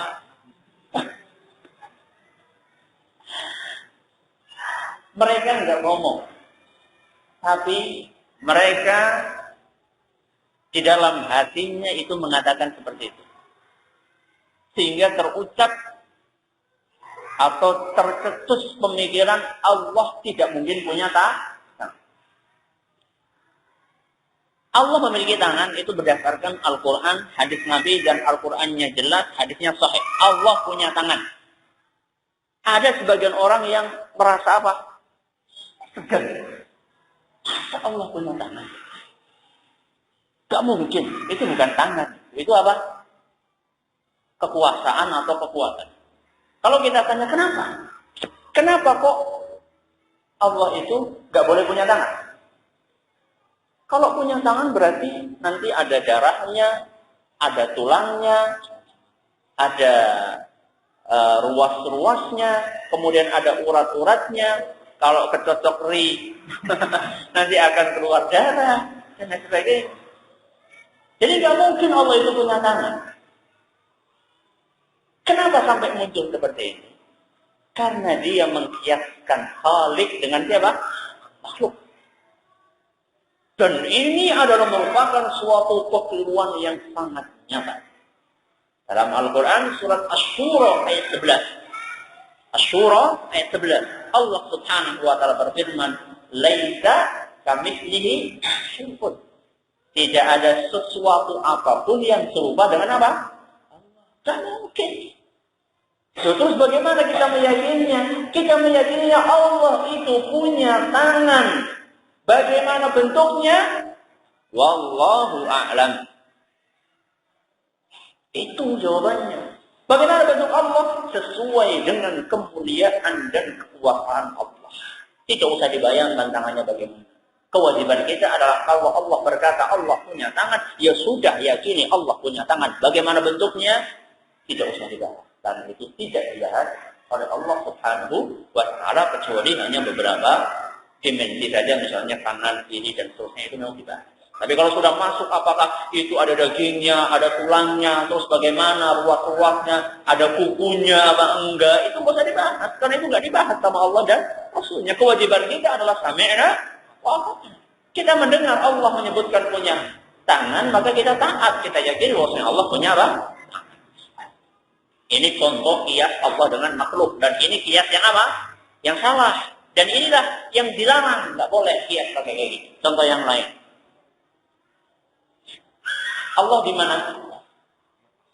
Di atas. Arsy. Dalilnya apa? Ar-Rahmanu 'alal 'arsy tawa. Ar-Rahman berada di atas apa? Arsy. Ada orang yang mengatakan nggak mungkin Allah itu di atas. Kenapa? Kenapa? Mereka nggak mungkin Allah itu di atas. Kenapa? Bismillahirrahmanirrahim. Alhamdulillahirabbil alamin. Wassalatu wassalamu ala nabiyina Muhammadin wa ala alihi washabbihi ajma'in. Kita lanjutkan. Itu contoh yang pertama, qiyas yang enggak benar. Qiyas Allah dengan apa? Makhluk. Contoh yang kedua, qiyas alam gaib dengan alam nyata. Qiyas alam gaib dengan alam apa? Nyata. Misalnya mengkiaskan alam kubur dengan kehidupan duniawi, dengan kehidupan duniawi yang ada di dunia ini. Apa ada orang yang seperti itu? Ada. Masih bersama Abu Mustafa. Di dalam kitabnya atau dalam bukunya Tak Ada Azab Kubur, halaman 158. Kata dia, bagaimana dia sedang bercerita tentang tidak mungkinnya mayat itu disiksa secara fisik. Tidak mungkinnya mayat disiksa secara fisik. Kata dia, bagaimana ia bisa merasakan siksa badan? Sistem saraf dan otaknya tidak lagi berfungsi. Ia tidak akan bisa merasakan apapun lewat badannya. Bahkan pada saat masih hidup pun, kalau kita dibius total, badan tak bisa merasakan rasa sakit. Kalau dia apa? Dibius total, badan tak bisa merasakan apa? Rasa sakit. Meskipun disayat-sayat menggunakan pisau bedah. Meskipun disayat-sayat menggunakan pisau bedah. Apalagi ketika badan sudah hancur tak berbentuk. Sistem saraf tubuh kita sudah tidak berfungsi. Jadi kata dia, nggak mungkin. Buat apa mayat itu disiksa? Lawang mayat itu sudah apa? Sudah mati, tidak ada rasanya. Jangankan mayat yang sudah tidak ada nyawanya. Kita saja ketika masih ada nyawanya, cuman kita di apa? Dibius total. Kita tidak akan merasakan rasa sakit. Kenapa? Karena seakan-akan saraf kita itu sudah berhenti untuk sejenak. Begitu pula tubuh yang sudah hancur, yang ada dalam apa? Kuburan. Apa mungkin disiksa? Buat apa disiksa? Lawang tidak merasa apa? Ini, kenapa dia sampai bisa berpikir seperti ini? Karena dia itu mengkiaskan alam gaib yang ada di kuburan dengan apa? Dengan alam nyata kita. Dia bayangkan itu, kuburan itu kayak sekarang kita di sini. Ya emang kalau sekarang orang mati dipukuli ya nggak apa-apa. Dia nggak akan jerit-jerit karena dia nggak punya suara untuk apa? Menjerit. Kalau sekarang orang itu dibius total, memang ketika disayat-sayat dia tidak merasa. Ini adalah dunia bung. Ini bukan apa? Bukan alam kubur. Alam kubur jangan dikiaskan sama dunia. Kenapa? Karena alam kubur gaib, alam dunia itu nyata. Anda itu mau mengkiaskan alam kubur dengan sesuatu yang nyata. Dari mana lawang Anda itu nggak pernah ngelihat apa? Ngelihat ke dalam kubur, nggak pernah. Kalau sekarang kita mengkiaskan, misalnya Pak Soeharto itu kayak siapa di sini misalnya, nah, atau Fulan di sini siapa ya? Yang ini kayak mirip Pak Harto siapa? Ada nggak? Mungkin wajahnya lah, atau paling tidak hidungnya mirip gitu. Itu kan kita bisa mengkiaskan. Bisa mengkiaskan Fulan, Pak siapa di sini, Pak Ahmad, persis kayak Pak Harto. Dikiaskan kayak Pak Harto. Mirip. Kenapa bisa kita katakan mirip? Karena kita pernah melihat siapa? Pak Ahmad, dan kita pernah melihat siapa? Pak Harto. Makanya bisa kita bedakan. Bisa kita apa? Miripkan. Bisa kita umpamakan. Loh sekarang Anda itu nggak pernah melihat apa? Kuburan. Kok Anda mau kiaskan kuburan dengan apa? Dengan alam nyata. Gak masuk. Itulah namanya kias yang salah. Mengkiaskan sesuatu yang gaib dengan sesuatu yang apa? Yang nyata. Jadi bantahannya untuk membantah tadi itu minimal dari dua sisi. Minimal dari apa? Dua sisi. Yang pertama, alam kubur itu nggak pernah kita apa? Lihat. Alam kubur itu nggak pernah kita lihat. Makanya tidak mungkin kita analogikan dengan sesuatu yang nyata. Tidak mungkin kita analogikan dengan sesuatu yang nyata. Apa benang merah antara keduanya? Ini jawaban yang pertama. Jawaban yang kedua, qiyas itu kita pakai kalau tidak ada nas, tidak ada dalil dari Al-Quran maupun Sunnah. Itu baru kita pakai apa? Qiyas. Kalau misalnya ada dalil, kita nggak butuh pakai apa? Qiyas. Karena sudah ada dalilnya. Kita itu pakai qiyas ketika kita menemukan suatu permasalahan kok nggak ada dalil nas tentang permasalahan itu. Baru kita cari dalil lain yang mirip yang bisa dipraktekkan ke dalam permasalahan itu. Itu qiyas. Tapi kalau sudah ada dalilnya, maka kita nggak perlu qiyas. Dan salah satu ciri qiyas yang salah adalah qiyas yang mengakibatkan ditolaknya dalil. Contohnya ya ini. Ada kubur itu ada dalilnya dari Al-Quran dan Sunnah Nabi Shallallahu Alaihi Wasallam.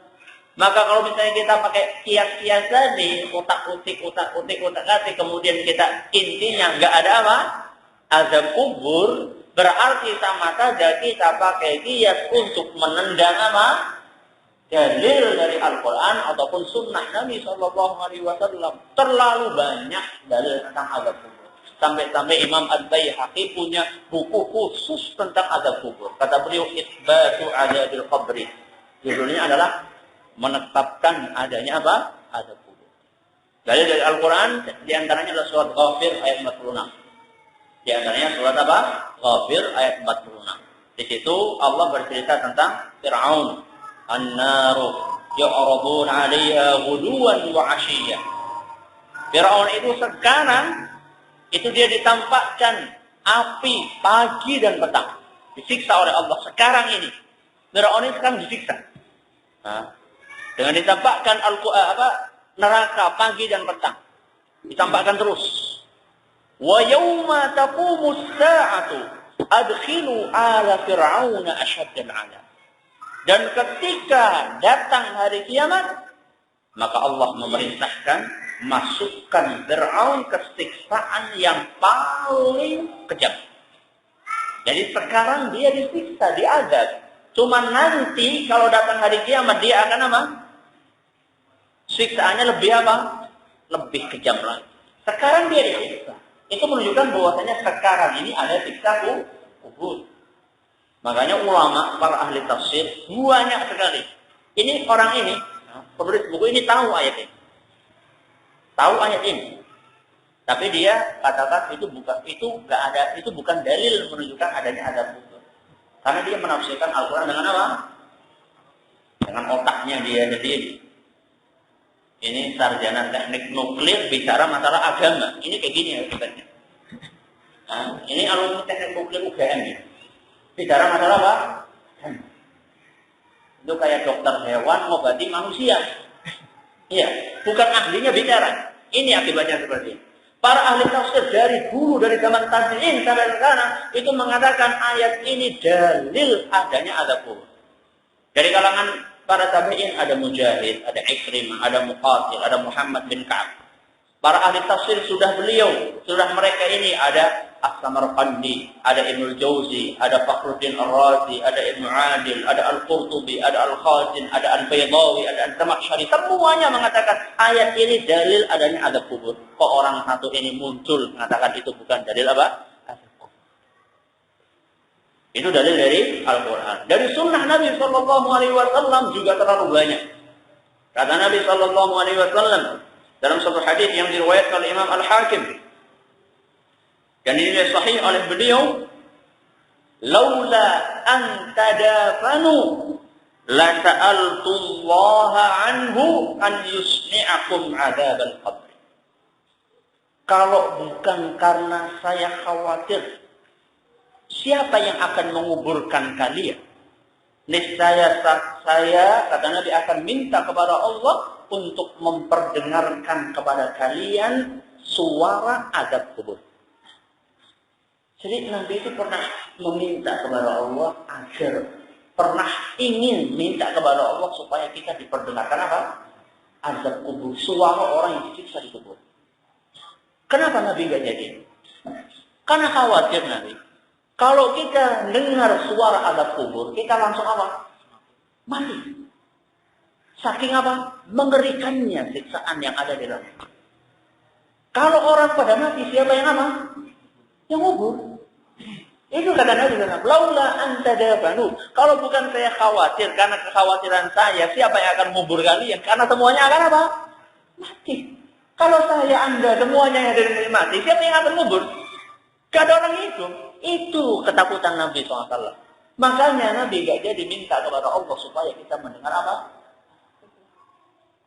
Nah, seperti itu. Maka ini salah satu dalil bahwasanya sekarang ini ada azab apa? Kubur. Kata dia, ini hadisnya perlu diteliti lagi itu hadis saya, Bang. Yo, alumni teknik nuklir bicara masalah hadis gimana? Ilmunya dari mana? Itu. Kemudian ada lagi hadis lain yang riwayat panjang, riwayatnya panjang dari Al-Bara bin Azib. Di antara riwayatnya itu ada yang disebutkan dalam Sunan Abi Dawud dan dinyatakan isnadnya sahih oleh Imam Al-Baihaqi. Di situ disebutkan setelah orang kafir ditanya dengan berbagai pertanyaan dan tidak bisa menjawab, apa kata Nabi Shallallahu Alaihi Wasallam? Waftahu lahu baban ilan nar. Disebutkan di situ setelah tidak bisa menjawab setelah tidak bisa menjawab berbagai pertanyaan tadi, Nabi berkata atau ada suara dari langit yang mengatakan, bukakanlah pintu dari kuburannya itu ke neraka. Jadi kuburannya itu dibuka, pintu kemana? Ke neraka. Fayatihi min harriha wa samumiha. Saat itu ketika pintu dibuka ke neraka, masuklah hawa panas dan racun dari neraka. Serta bau busuk dari neraka masuk ke dalam tubuh. Wa yudayyaqu alaihi qabruhu hatta takhtalifa fihi adla'uhu. Dan saat itu kuburannya oleh Allah Subhanahu wa taala diperas sampai tulang belulangnya patah dan masuk satu sama lain. Itu ada bukan? Hah? Ada. Kemudian thumma yuqayyadu lahu a'ma wa adkam. Kemudian didatangkan sosok yang bisu dan tuli. Ma'hu mirzabbatun min hadid. Dia membawa palu godam, palu besar dari besi. Law duriba biha jabalun lasara turaban. Seandainya ada sebuah gunung yang dipukul dengan palu tersebut, maka gunung itu akan hancur rata menjadi tanah. Saya dibayangkan bagaimana kekuatan palu tersebut. Fayadribuhu biha darbatan yasma'uha ma bainal masyriqi wal maghribi illa thaqalain fayasiru turaban. Kemudian dengan palu itu orang tadi itu dipukul oleh malaikat atau makhluk yang bisu dan tuli. Sengaja bisu dan tuli. Kenapa? Ketika dipukul orang tersebut, dia berteriak dengan sebuah teriakan yang terdengar dari ujung barat sampai ujung timur. Gimana teriaknya? Teriak kedengaran dari ujung barat sampai ujung timur, semuanya mendengar. Illa thaqalaini, kecuali manusia dan jin yang tidak mendengar. Nah, kita ditakdirkan tidak mendengar. Kalau kita mendengar, kita langsung apa? Mati. Kita pernah mendengar teriakan cerdas itu, langsung mati gitu. Kalau mendengar gitu. Tapi Allah, Nabi sayang sama kita. Fayasiru turaban. Kemudian ketika setelah dipukul teriak itu langsung dia itu hancur menjadi tanah. Tsumma tu'adu fihi ruh. Kemudian dikembalikan ruhnya kepada orang tersebut, lalu disiksa. Berarti ini juga bantahan telak buat Agus Mustafa ini. Berarti tubuh itu ketika akan disiksa apa? Hah? Ruhnya di apa? Dikembalikan lagi. Makanya kalau disiksa apa? Terasa sakit karena ruhnya di apa? Dikembalikan. Apa mungkin Ustaz? Sudah jadi apa?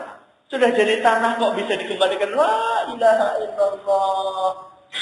Lebih susah mana bikin manusia baru atau manusia sudah ada mati dibikin lagi?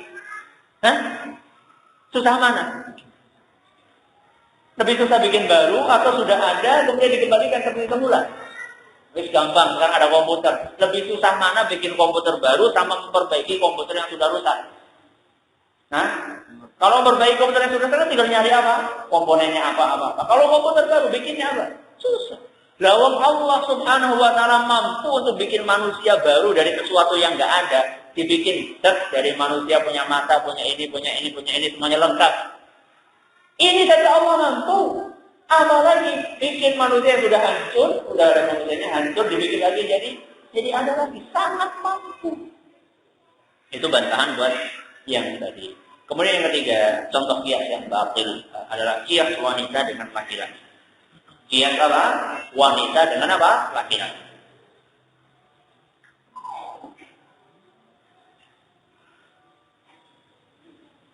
Ini sebenarnya virusnya di sini. Banyak orang menolak hukum syar'i karena dia mengkiaskan wanita dengan apa? Laki. Contohnya apa? Nah, contohnya apa? Apa? Persamaan gender. Ada yang lain? Ini masih jawaban yang global, lebih spesifik lagi. Harta waris bagus. Ada contoh yang lain? Yang dulu sempat ribut beberapa tahun yang lalu di Indonesia, sehingga timbul pro dan kontra. Apa? Polemik apa? Bukan poligami. Lain-lain? Apa? Emansipasi. Ada yang lain? Hah? Presiden apa? Wanita. Ada orang yang menolak. Ada orang yang menerima. Orang yang menerima alasannya apa? Loh, apa bedanya laki-laki sama perempuan? Begitu pula masalah warisan. Ya, ketika Munawir Tazali mengotak-atik apa? Mengotak-atik hukum. Hukum apa? Hukum waris. Kemudian akhirnya gimana caranya supaya laki-laki sama perempuan itu bagiannya apa? Sama. Alasannya apa? Apa bedanya laki-laki sama apa? Perempuan. Berarti dia itu mengkiaskan laki-laki dengan apa? Perempuan. Perempuan dikiaskan dengan laki-laki. Padahal Allah di dalam Al-Quran surat Ali Imran ayat 36. Buka surat Ali Imran ayat 36. Jelas-jelas Allah berkata, "Walaisa dzakaru kal unsa." Laki-laki itu tidak sama dengan apa? Wanita. Subhanallah. Al-Quran surat Ali Imran 36 itu terang-terangan mengatakan laki-laki itu tidak sama kayak wanita, maka jangan disamakan. Tidak bisa disamakan. Dalam warisan jelas beda. Laki-laki dengan apa? Dengan perempuan berbeda. Apa bedanya Ustaz? Bedanya jelas sekali. Kenapa kok walidzakari mithlu hadzil unthayain sebagaimana disebutkan dalam An-Nisa ayat 11? Kenapa dalam An-Nisa ayat 11 dikatakan lidzakari mithlu hadzil unthayain? Laki-laki itu punya jatah 2 kali lipat apa? Perempuan. Kalau laki-laki dapat 2, perempuan dapat apa? 1. Kenapa? Apa bedanya? Apa bedanya? Hah? Apa bedanya? Bedanya apa ini? Menanggung 4 wanita? Nggak mesti menanggung 4 wanita. Laki-laki itu sebagai kepala rumah tangga. Sebagai kepala apa? Rumah tangga. Sedangkan wanita itu sebagai apa? Anggota. Lebih berat mana? Yang lebih berat jadi kepala karena dia itu menanggung apa? Menanggung orang-orang yang di bawahnya. Sedangkan si wanita dia itu ikut sama suaminya. Yang butuh duit lebih banyak siapa? Ya suami, karena dia itu harus menafkahi istrinya. Istri itu ngikut sama suaminya. Kalau misalnya istrinya duitnya sama kayak laki-laki, sama-sama banyak, nanti jadinya istrinya petantang petenteng. Dan itulah yang terjadi sekarang. Nah, istrinya kerja di pabrik, suaminya mainan burung merpati. Itu yang kejadian sekarang. Jadi nganter istri kemana? ke pabrik kerja, nanti setelah itu dia main di sawah, main apa? Merpati.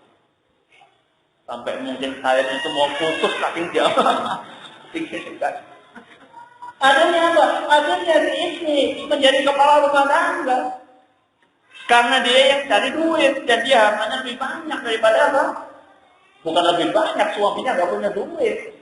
Nah, yang punya duit istrinya, akhirnya apa? Mau macam-macam cerai kamu nanti. Jadinya istri yang apa? Mengancam dia apa? Cerai kepada suami. Cerai itu haknya dia apa? Suami. Bukan haknya istri. Artinya yang berhak untuk mencerai itu adalah siapa? Suami. Ini balik. Istri apa? Macam-macam nggak boleh cerai kamu nanti. Subhanallah. Itu akibat kita membolak-balik hukum syariat. Jadi ketika Allah menetapkan laki-laki punya jatah 2 kali lipat perempuan, itu jelas ada hikmahnya. Dan hikmahnya sangat luas, salah satunya adalah tadi itu, insyaAllah. Jadi supaya karena laki-laki memiliki tanggung jawab atas wanita, wanita itu adalah mengikuti siapa? Laki-laki. Itu. Kemudian, tadi masalah pemimpin wanita. Masalah apa? Pemimpin wanita. Hadisnya jelas sekali dalam Sahih Bukhari. Dalam Sahih Bukhari. Kata Nabi SAW, lan yufliha qaumun wallau amrahum imra'ah. Tidak akan pernah berhasil suatu kaum yang menjadikan wanita itu memimpin mereka atau pemimpin mereka. Itu hadis yang masyarakat. Orang itu mengatakan, nggak mungkin laki-laki apa bedanya, laki-laki sama dia jelas berbeda, mas. Perempuan itu bisa hamil, laki-laki nggak bisa apa? Hamil. Itu bedanya. Salah satu bedanya. Dan masih banyak perbedaan yang lainnya. Gimana presiden cuti untuk apa? Untuk hamil. Nanti negaranya dipimpin sama siapa? Sebentar, presiden apa? Lagi hamil. Gimana? Jadi beda jelas. Jadi nggak bisa disamakan. Itu kias yang apa? Yang baru. Itu kemungkinan yang pertama. Jadi kemungkinan yang pertama dari Imam Ahmad, perkataan Imam Ahmad tadi adalah Imam Ahmad menginginkan dengan perkataannya tidak ada kias dalam sunnah, maksudnya kias yang batil. Nah, kias yang apa? Yang batil. Walaupun kias yang hak maka boleh. Itu kemungkinan yang pertama. Kemungkinan yang kedua, maksud dari perkataan Imam Ahmad tidak ada kias di dalam sunnah. Menurut Syekh Ibnu Jibrin rahimahullah ta'ala, maksudnya adalah kita tidak boleh menganggap sesuatu yang bukan dari sunnah seperti sesuatu yang dari sunnah. Kita tidak boleh menganggap sesuatu yang bukan dari sunnah seperti sunnah. Mengkiaskan sesuatu yang luar dari sunnah seperti sunnah. Maksudnya itu, ini contohnya kebiasaan. Kebiasaan dianggap sebagai apa? Sunnah. Dianggap sebagai sunnah apa maksudnya? Maksudnya ya kalau misalnya ada orang yang tidak mengamalkan, nanti dianggap apa? Dianggap ekstrim atau dianggap telah keluar dari sunnah. Dan itulah kenyataan yang ada sekarang. Dia nggak? Ada orang nggak ikut tahlilan, dianggap apa? Dianggap salah. Jadi menganggap tahlilan ini seperti sesuatu yang sunnah, artinya harus dikerjakan. Kalau nggak dikerjakan maka apa? Maka ya orang ekstrim, artinya mungkin dia adalah bukan ahlus sunnah wal jamaah. Ini namanya membalik. Membalik apa? Fakta. Sesuatu yang bukan sunnah dianggap seperti apa? Sunnah. Jadi mereka nggak peduli lagi. Sekarang barometernya masyarakat gitu. Jadi kalau kamu itu bagus Islamnya atau enggak, ya kamu itu ikut ritual yang ada di masyarakat atau enggak. Mandangnya bukan kamu tuh rajin sholat apa enggak. Kan sekarang iya kan. Sekarang kalau menganggap orang ini Islamnya baik apa enggak itu, kalau dia itu hadir acara-acara seperti itu. Entah dia itu sholat, entah dia itu puasa atau enggak, yang penting dia hadir acara seperti itu. Itu kan barometernya. Kalau ada orang yang rajin sholat, rajin puasa, kok dia enggak hadir itu, dianggap Islamnya enggak apa? Enggak bagus. Iya kan? Iya itu kenyataan. Ada orang rajin sholat, muadzin, imam, bahkan sering borongan ya. Ya muadzin, ya imam, ya makmum. Sering ada kayak gitu. Tapi dia rajin sholat. Sholatnya Masya Allah. Tapi gara-gara nggak ikut apa? Acara seperti itu, akhirnya dia apa? dianggap ini orang sesat. Tapi ada orang yang rajin sekali menghadiri acara tersebut, tapi ratu sholat. Sholatnya setahun cuma berapa kali? Cuma 2 kali saja. Idul Fitri sama Idul Adha. Itu dianggap Masya Allah, ini orang Masya Allah. Padahal nggak pernah sholat. Subhanallah. Itulah yang namanya kepala jadi kaki, kaki jadi apa? Kepala. Ini maksudnya mungkin salah satu kemungkinannya adalah menjadikan sesuatu yang bukan dari sunnah seperti apa? Sunnah. Dan itu juga termasuk hal yang terlarang di dalam agama kita. Sampai di sini, mari kita ada kesempatan kali ini. Ada pertanyaan, mungkin kita nggak bisa banyak-banyak. Saya agak kurang.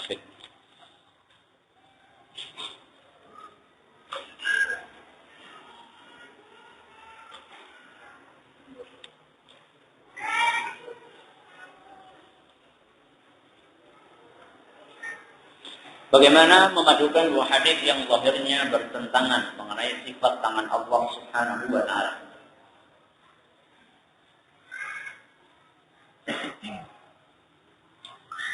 Hadis yang pertama yang menyebutkan bahwasannya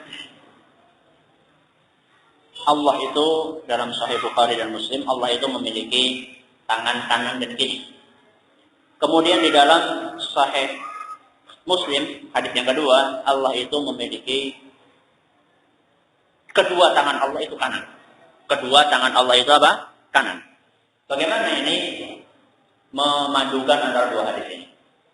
Hadis Bukhari Muslim mengatakan Allah itu memiliki dua tangan, kanan dan apa? Dan kiri. Kemudian hadis yang kedua atau hadis yang kedua di dalam Muslim itu mengatakan Allah itu tangannya keduanya kanan. Allah punya tangan dua, tapi kedua-duanya apa? Ini seakan-akan kontradiksi. Para ulama menjawab dengan, setahu saya, minimal ada dua jawaban. Jawaban yang pertama, mereka mempermasalahkan hadis riwayat Muslim tadi. Mereka mempermasalahkan hadis riwayat Muslim, dan mereka meragukan keabsahannya. Loh, Ustaz, apa hadis dalam Muslim itu masih bisa diragukan? Bisa. Bisa. Dari dulu. Bukan hanya sekarang saja. Dari dulu itu sudah ada yang meragukan beberapa hadis dalam Sahih Muslim. Seperti Imam Ad-Daruqutni. Imam apa? Ad-Daruqutni. Ini salah satu ahli hadis yang juga piawai. Ini juga ada beberapa hadis yang dikritisi dari Sahih Muslim. Tapi ini bukan berdasarkan hawa nafsu ya. Mengkritisinya bukan kayak sekarang. Kayak Agus Mustafa ini nggak pakai apa-apa. Nggak pakai bekal ilmu apa-apa. Atau nggak punya ilmu mustalah hadis. Nggak punya ilmu jarh wa ta'dil. Atau mengkritik. Enggak. Ini Imam Ad-Daruqutni kritikannya ini ilmiah. Dan ada beberapa imam yang lainnya yang mengkritisi Sahih Muslim. Jadi ini jawaban yang pertama adalah hadis yang ada dalam Sahih Muslim yang menyebutkan bahwasanya dua tangan Allah itu kanan. Ini dikritisi keabsahannya. Nah, jadi bisa jadi itu tidak sahih. Ini jawaban yang pertama. Jawaban yang kedua, maksudnya adalah ingin menggambarkan betapa dermawannya siapa? Allah. Betapa apa? Dermawannya Allah. Jadi kalau sekarang orang akan memuji seorang, itu dia akan menyebutkan ini dalam bahasa Arab ya. Dalam bahasa Arab saya nggak tahu dalam bahasa Indonesia itu dipakai apa enggak. Ketika menyebutkan seorang dipuji, tangan kanan itu selalu konotasinya apa? Positif. Nah, kalau tangan kiri konotasinya apa? Negatif. Ketika ada seorang memiliki dua tangan kanan, itu seakan-akan seluruhnya itu apa? Positif, baik. Jadi tidak ada sesuatu pun yang bersifat apa kurang dalam diri Allah Subhanahu wa taala. Jadi ini sebagai metafora atau kiasan atau perumpamaan. Nah, perumpamaan bagaimana dermawanannya Allah, bagaimana kedermawanan Allah dan bagaimana Allah Subhanahu wa taala itu begitu memiliki apa? Memiliki sifat dermawan yang luar biasa dan kebaikan sehingga dikatakan kedua tangannya itu baik atau kedua tangannya kanan. Sebenarnya maknanya adalah sama atau hakikatnya sama, ada tangan kanan dan kiri, cuman keduanya dinamakan kanan karena begitu baiknya Allah Subhanahu wa taala. Itu dua jawaban yang disampaikan oleh para ulama setahu saya seperti itu. Ada pertanyaan lain silakan. Satu pertanyaan lagi. Silakan. Ada? Gak ada? Atau ya, silakan. Assalamualaikum.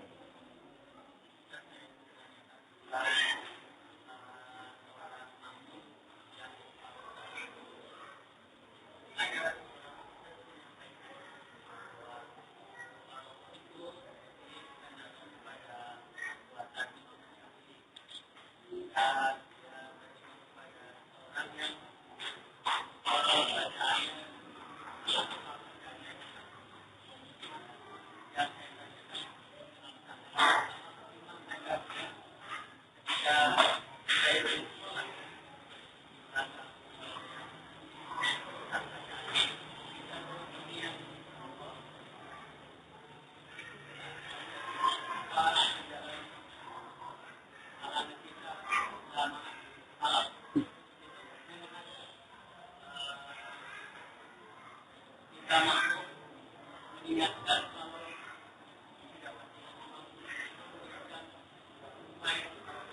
kalau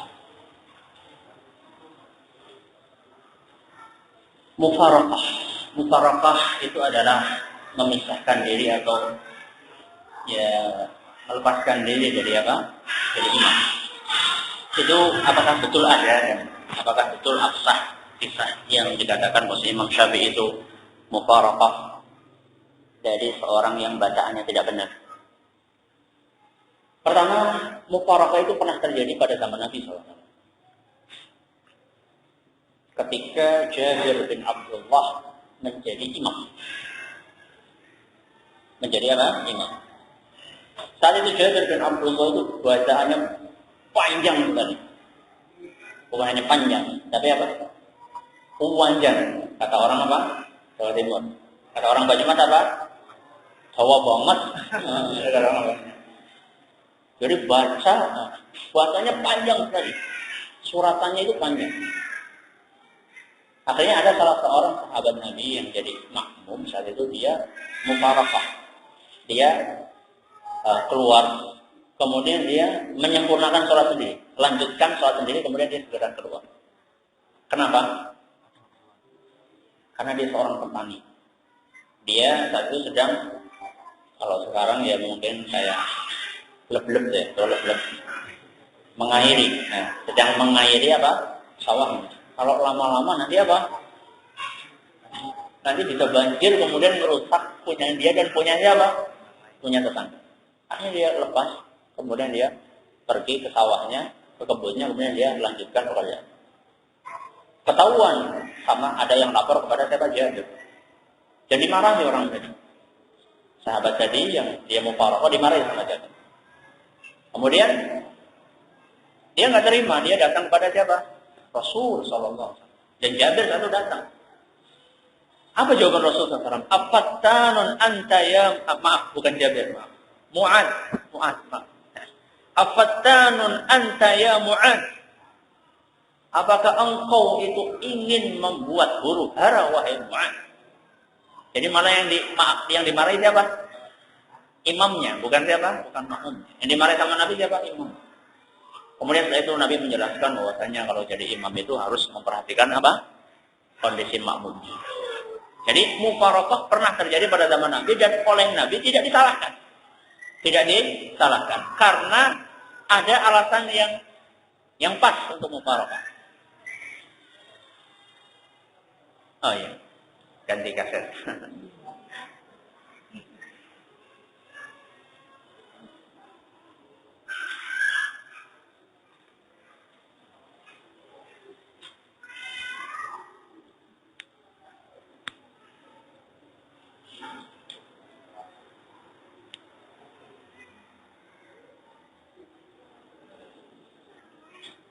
Jadi mufarakah itu boleh, tapi kalau ada alasan yang bisa dibenarkan oleh syariat. Bagaimana dengan bacaan? Bacaan imam, kalau imamnya salah membaca, itu bisa terbagi menjadi dua. Para ulama tajwid membagi kesalahan itu menjadi dua, yang mereka istilahkan dengan lahan jeli dan lahan khafi. Kesalahan fatal dan kesalahan ringan. Kesalahan yang fatal itu kesalahan dalam bacaan yang bisa merubah makna bacaan. Misalnya apa? Siratal ladzina an'amtu 'alaihim. An'amtu. Ini benar apa salah? Salah. Tapi salahnya bisa berubah makna, fatal salahnya. Siratal ladzina an'amta sama an'amtu maknanya beda enggak? Beda. Yang ini yang engkau beri nikmat, yang ini yang aku beri nikmat. Ini bahaya sekali. Salahnya ini total. Ini kata para ulama, kalau ini salahnya seperti ini, maka ini membatalkan sholat. Karena Fatihah menurut pendapat yang paling kuat adalah rukun. Kalau rukunnya salah berarti bisa jadi gugur. Itu kalau lahannya, kesalahannya fatal. Tapi kalau bacaannya, kesalahan yang tidak merubah makna. Contohnya apa? Misalnya ain, nggak bisa mengucap apa? Ain. Siratal ladzina an'amta. Itu kan banyak ya. Ini tidak sampai merubah makna. Kalau kesalahannya seperti ini maka sholatnya tetap sah dan kita tetap boleh bermakmum di belakang dia. Terus bagaimana? Apakah kita boleh ketika kita mendapatkan imamnya bacaannya salahnya itu salah fatal? Bolehkah kita langsung mufaraqah saat itu kita memisahkan diri untuk sholat sendirian? Itu dilihat kepada maslahat atau mafsadah yang akan ditimbulkan. Seandainya ternyata mengakibatkan nanti antum akan dikepuki orang satu masjid. Wah, ini aliran sesat nih, nggak mau sholat sama kita. Akhirnya sudah, kamu nggak usah sholat di sini. Kalau mau sholat di sini kita pukuli dulu kamu. Wah, kalau itu maka tidak seyogyanya. Dia bisa mengikuti sampai selesai, kemudian dia bisa sholat di mana? Dia bisa ngulangi sholat di mana? Di rumah. Itu bisa. Jadi melihat kondisi apa yang akan ditimbulkan dampaknya buat dia. Adapun kisahnya Imam Syafi'i saya belum pernah membaca, saya belum pernah mendapatkan. Bisa jadi ada, bisa jadi tidak, saya nggak tahu. Apakah absah dari Imam Syafi'i atau tidak? Yang jelas tadi saya sudah bawakan dalilnya yang menunjukkan bolehnya mufaraqah seandainya ada apa alasan yang pas atau yang tepat. Mungkin itu saja yang dapat kami sampaikan. Atas segala kekurangannya kami mohon maaf yang sebesarnya, atas segala baiknya kami ucapkan terima kasih. Subhanakallahumma wa bihamdika asyhadu an la ilaha illa anta astaghfiruka wa atubu ilaik. Sallallahu alaihi wa sallam Muhammadin wa ala alihi wa sahbihi ajma'in. Wassalamu alaikum warahmatullahi wabarakatuh.